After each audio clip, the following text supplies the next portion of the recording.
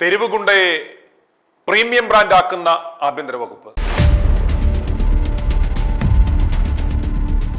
വേട്ടാവളിയനെ വെടിവെക്കുവാൻ Bofors gun ആവശ്യമുണ്ടോ? വേട്ടാവളിയൻ എന്ന് കേൾക്കുമ്പോൾ പലർക്കും അറിയില്ല അതെന്ത് സാധനമാണെന്ന്. ഇവ കടന്നൽ വർഗത്തിൽപ്പെട്ട മണ്ണുകൊണ്ട് വളരെ മനോഹരമായ കൂടുണ്ടാക്കുന്ന ഒരുതരം പ്രാണിയാണ്. ഇതാണ് ആ പ്രാണി. ഇതിനെ പിടിക്കുവാൻ ഈ ബോഫോഴ്സ് ഗൺ വേണോ എന്നാണ് ചോദ്യം. ഈ ചോദ്യം കേൾക്കുമ്പോൾ തന്നെ സാമാന്യ ബോധമുള്ളവർക്ക് ചിരി വരും. ഏതാണ്ട് ഇതുപോലെ ഒരു വളിപ്പുപണിയാണ് നമ്മുടെ ഒരു സാധാ തെരുവ് ഗുണ്ടയായ അർജുൻ ആയങ്കിയെ പിടിക്കുവാൻ ആഭ്യന്തര വകുപ്പ് നടത്തിക്കൊണ്ടിരിക്കുന്നത്. യഥാർത്ഥത്തിൽ ഇപ്പോൾ നടക്കുന്നത് അർജുൻ ആയങ്കി എന്ന വളർന്നു വരുന്ന ഒരു പൊട്ടൻഷ്യൽ ഗുണ്ടയുടെ പ്രമോഷനാണ്.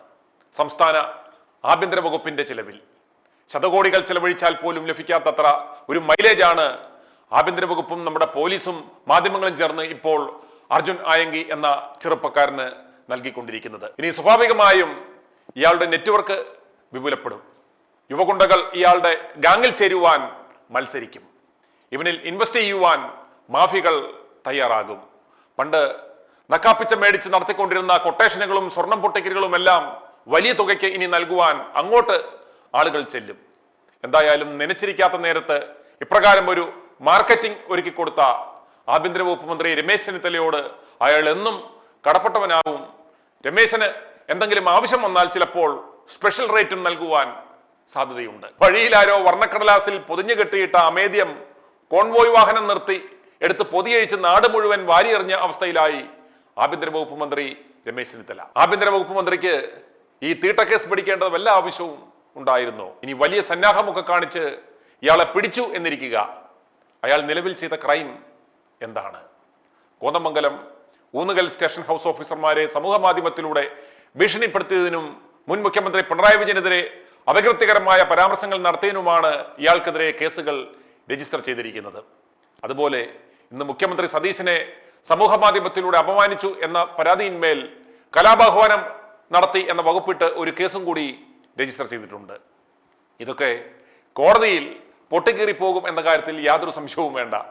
ഈ കേസുകളെല്ലാം നല്ലൊരു വക്കീലുണ്ടെങ്കിൽ ക്വാഷ് ചെയ്യപ്പെടും എന്ന കാര്യത്തിൽ യാതൊരു സംശയവും വേണ്ട. ഏതെങ്കിലും ഒരു മാധ്യമത്തിലൂടെ ആരെയെങ്കിലും കൊല്ലും എന്ന ആരോപണം വന്നാൽ അത് കോടതിയിൽ നിലനിൽക്കില്ല എന്ന് ഈ പോലീസുകാർക്ക് പോലും അറിയില്ലേ? വാർത്ത കൊടുത്തു എന്നും പറഞ്ഞ് എനിക്കെതിരെ കലാപാഹ്വാനത്തിന് 20-ലധികം കേസുകൾ പിണറായി സർക്കാരിന്റെ കാലത്ത് എടുത്തിരുന്നു. എന്നെ അറസ്റ്റ് ചെയ്യുവാൻ ശ്രമിച്ചെങ്കിലും അതെല്ലാം കോടതിയിൽ ദയനീയമായി പരാജയപ്പെട്ടു. നാണം കെട്ടു. ആ പോലീസുകാർ ഇന്ന് ഭവനവേദന മോഷണ കേസുകളിൽ പ്രതിയായി കോടതി കയറുന്നു. ഇതിന്റെ അനുഭവത്തിന്റെ പശ്ചാത്തലത്തിലാണ് ഞാൻ പറയുന്നത്. ഈ വിഷയമുണ്ടായപ്പോൾ ആഭ്യന്തര വകുപ്പ് മന്ത്രി രമേശ് ചെന്നിത്തല പറയേണ്ടിയിരുന്നത് ഇന്ന് പറഞ്ഞ കാര്യമായിരുന്നു. ഗുണ്ടകൾ ഇങ്ങനെ പലതും പറയും, അതിൽ ഞാൻ ഇടപെടേണ്ട കാര്യമില്ല, ഇതൊരു CPOയ്ക്ക് ചെയ്യുവാൻ പറ്റുന്ന കാര്യങ്ങളേ ഉള്ളൂ എന്ന് പറഞ്ഞ് വിട്ടാൽ ഇതൊരിക്കലും ഇത്ര വാർത്താ പ്രാധാന്യമുള്ള ഒരു വിഷയമായി മാറില്ലായിരുന്നു. ഇന്ന് ഇത് ഇത്രയും വാർത്താ പ്രാധാന്യം നേടുവാൻ കാരണം ആഭ്യന്തര വകുപ്പ് മന്ത്രി രമേശ് ചെന്നിത്തലയുടെ ആ വെല്ലുവിളിയായിരുന്നു. പോലീസിനെ വെല്ലുവിളിച്ചവർക്ക് ഇനി എന്താണ് സംഭവിക്കാൻ പോകുന്നതെന്ന് കാണാം എന്ന് ആഭ്യന്തര വകുപ്പ് മന്ത്രി വെല്ലുവിളിച്ചു. അതോടെ അതിന് വലിയ വാർത്താ പ്രാധാന്യം ലഭിച്ചു. അതിന് തൊട്ടു പിന്നാലെ സമൂഹ മാധ്യമങ്ങളിൽ ആഭ്യന്തരമന്ത്രിയെയും പോലീസ് ഉദ്യോഗസ്ഥരെയും മുഖ്യമന്ത്രിയെയും അടക്കം വെല്ലുവിളിച്ച് ആയങ്കിയുടെ പേരിൽ പോസ്റ്റുകൾ പ്രചരിച്ചു. മുട്ടിന് താഴെ വെടിവെച്ചിട്ടാലും മുട്ടുകുത്തത്തില്ല എന്ന പോസ്റ്റും വന്നതോടെ ഈ കള്ളനും പോലീസും കളിയിൽ എല്ലാവർക്കും നല്ല രസം തോന്നി. എല്ലാവരും പങ്കുചേർന്നു. വലിയ ജനശ്രദ്ധ നേടുകയും ചെയ്തു. ഇവൻ കൊള്ളാമല്ലോ എന്ന് പലരും മനസ്സിൽ കരുതുകയും ചെയ്തു. ഇവൻ ആരെങ്കിലും നാളെ സീറ്റ് കൊടുത്ത് ഇവൻ നാളെ ഒരു ആഭ്യന്തര വകുപ്പ് മന്ത്രിയോ മുഖ്യമന്ത്രിയോ ആയാലും തെറ്റ് പറയാൻ പറ്റില്ല. ഇവനേക്കാളും മുറ്റിയ സ്വർണ്ണ പൊട്ടിക്കലുകാരനും ഗുണ്ടയും ഒക്കെ ഈ സംസ്ഥാനം ഭരിച്ചിട്ടുണ്ട് എന്ന് നാം മറന്നുപോകരുത്. അങ്ങനെ നോക്കിയാൽ പോലീസുകാർക്കും ഒരു ശ്രദ്ധ വേണം. ആയെങ്കിൽ നാളെ നമ്മുടെ ആഭ്യന്തര വകുപ്പ് മന്ത്രിയോ മുഖ്യമന്ത്രിയോ ഒക്കെ ആകുവാൻ പൊട്ടൻഷ്യൽ ഉള്ളവനാണെന്ന് നിങ്ങൾ മനസ്സിലാക്കണം. ആളെ കണ്ടാലും നിലവിലുള്ളവന്മാരെക്കാളും മിടുക്കനല്ലേ, നല്ല ഉശിരില്ലേ? ഇവിടെ പെട്ടുപോയത് പോലീസാണ്. ആഭ്യന്തര വകുപ്പിന് ചുമ്മാ ഉത്തരവിറക്കിയാൽ മതി. പെട്ടെന്ന് പ്രത്യേക അന്വേഷണ സംഘം എറണാകുളം റൂറൽ SP നിർദ്ദേശപ്രകാരം മൂവാറ്റുപുഴ DYSPയുടെ മേൽനോട്ടത്തിൽ 11-അംഗ പ്രത്യേക സ്ക്വാഡ് രൂപീകരിച്ച് അന്വേഷണം ഊർജിതമാക്കി.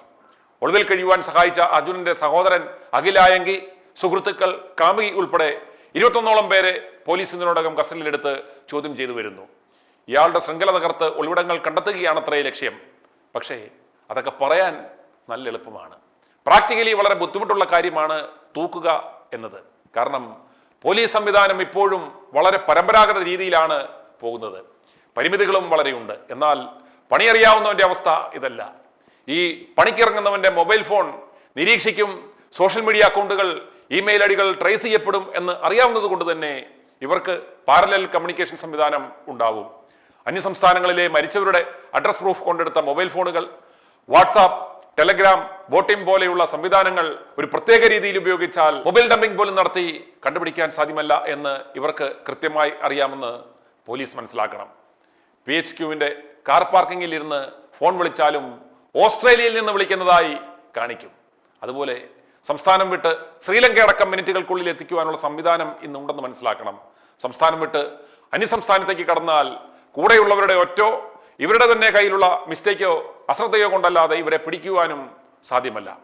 അതിലെല്ലാം ഉപരി പോലീസിനോട് പിടിക്കേ എന്ന് പറയുന്നതല്ലാതെ അവർക്ക് അന്യസംസ്ഥാനങ്ങളിൽ പോയി പിടിക്കുവാനുള്ള പണം സർക്കാർ കൊടുക്കില്ല.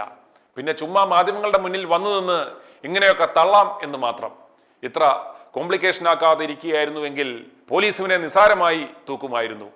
രാഷ്ട്രീയമായി മൈലേജ് എടുക്കുക, ആളാകുക എന്ന ലക്ഷ്യത്തോടെ രമേശ് ചെന്നിത്തല നടത്തിയ ആ പ്രസ്താവന കൊണ്ട് മാത്രമാണ് ഇപ്പോൾ ഈ വിഷയത്തിന് ഇത്ര പ്രാധാന്യം ലഭിച്ചത്. ആഭ്യന്തര വകുപ്പിന്റെ അഭിമാന പ്രശ്നമായി ഇത് മാറിയത്. വല്ല കാര്യവും ഉണ്ടായിരുന്നു? ഇനി ഈ വേട്ടാവളിയൻ വേട്ട നടത്തിയിട്ട് വല്ല കാര്യവുമുണ്ടോ? ഒരു അധോവായു വിട്ട സുഖം ആഭ്യന്തരമന്ത്രിക്ക് കിട്ടും, അത്ര തന്നെ. കണ്ണൂർ അഴീക്കോട് കപ്പക്കടവ് സ്വദേശിയായ അർജുൻ ആയങ്കി മുൻപ് DYFI പ്രവർത്തകനായിരുന്നു. DYFI Azhikode Kappakkadavu unit സെക്രട്ടറിയായും സജീവ സൈബർ പ്രവർത്തകനായും ഇയാൾ പ്രവർത്തിച്ചിരുന്നു. എന്നാൽ സ്വർണം പൊട്ടിക്കൽ കേസ് ഉൾപ്പെടെ പുറത്തു വന്നതോടെ സംഘടന ഇയാളെ പുറത്താക്കുകയും തള്ളിപ്പറയുകയും ചെയ്തു.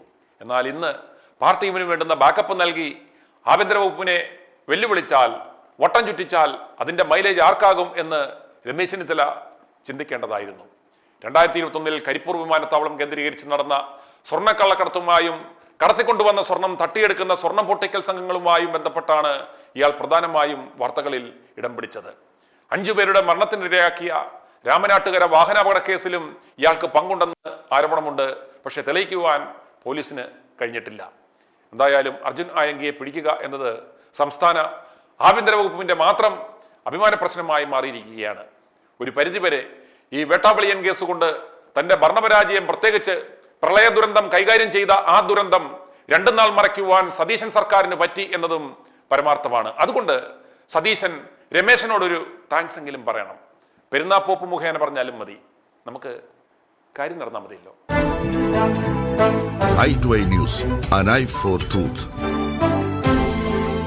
i2i News സബ്സ്ക്രൈബ് ചെയ്തിട്ടില്ലാത്തവർ ഇപ്പോൾ തന്നെ സബ്സ്ക്രൈബ് ചെയ്യുക. നോട്ടിഫിക്കേഷൻ ലഭിക്കുവാൻ ബെൽ ബട്ടണും അമർത്തുക.